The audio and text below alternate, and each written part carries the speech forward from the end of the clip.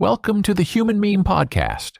I'm David Bowles, and today we're going to discuss the idea of the false choice and its consequence in the three boxes. Picture a man in a bright room in a great house. In front of him sit three boxes. One is gold, one is silver, one is lead. He may open exactly one of them. Open the right box and he marries the cleverest and richest woman in the room and clears the debt closing around his friend's neck.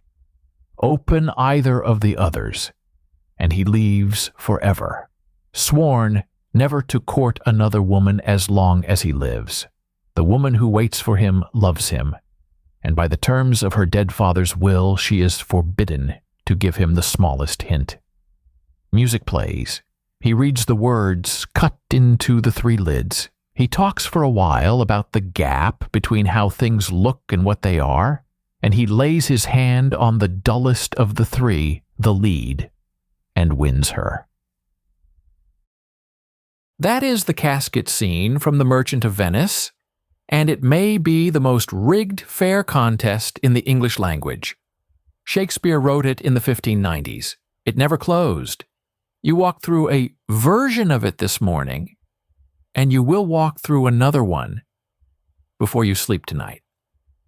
Look at what the scene actually does, because the machinery is the whole point. It runs two tricks at once, and it runs them so smoothly that we feel only the pleasure and miss the engineering. The first trick manufactures the sensation of a free choice over an outcome that was settled before the man ever entered the room. Bassanio is the romantic lead in a love story. He was always going to win her. The scene exists to take that foregone conclusion and convert it, right in front of us, into the lived feeling of a free decision earned by merit. The second trick insists that the choice reveals the chooser. He reaches past the flashy gold for the humble lead, so we decide he is a man who sees through surfaces. The box gives him a prize and a character in the same instant, and it gives the audience its verdict on him.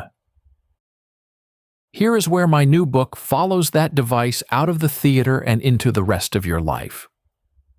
3 centuries after Shakespeare, a doctor in Vienna built a model of the mind with the same architecture. Freud handed us a self split into chambers, a hidden back room where the real motive waits behind the polite one we admit to.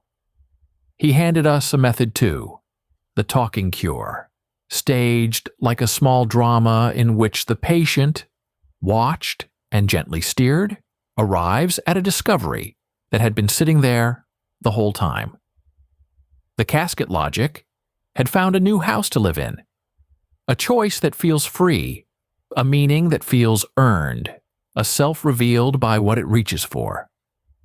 Popular psychology learned to speak in Shakespeare's grammar, and most of us have spoken it ever since.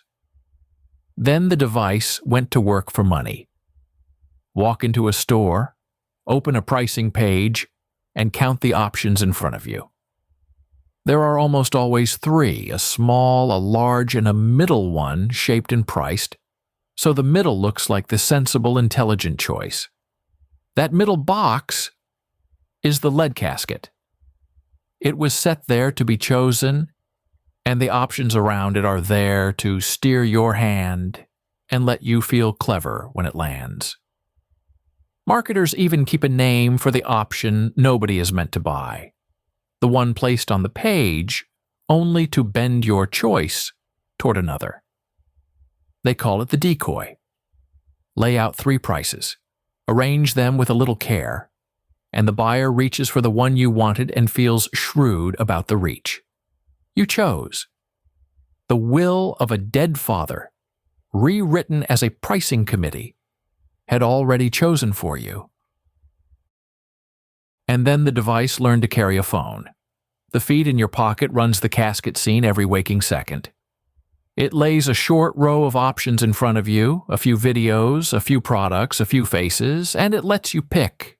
The picking feels like taste. The picking feels like you. What stays out of sight is the will behind the boxes, the system that decided which 3 things would sit before you in the first place, and why. My book gives that chapter a plain title: Curation as Consent. You are free to choose any box on the shelf, and someone you cannot see built the shelf, stocked it, and lit it. And there is no music playing to tell you the choosing has begun. So here's what the source code of the self is, and why I am glad it exists in the world. It is one argument followed across more than 400 years and 4 worlds: the stage, the couch, the store, and the screen. It traces a single piece of cultural code, one human meme, as it copies itself from a playwright's hand into a science, then into a sales technique, then into the machine that sorts your attention all day long. The book asks one small and difficult thing of you. It asks you to see the boxes as boxes, to catch the moment the music starts, to ask, every time 3 tidy options appear and one of them flatters you, a quiet question. Who set these 3 here, and what did they decide before I arrived? That question is the only real freedom in the entire scene. Bassanio never got to ask it. You still can. The casket wants one thing from you: your participation, and it has been collecting it for 4 centuries, in iambic pentameter, on the analyst's couch, at the checkout counter, and in the glow of a screen at midnight. The boxes will stay where they are. Your eyes can still open. For the Human Meme Podcast, I'm David Bowles, wishing you a right evening and a better choosing tomorrow.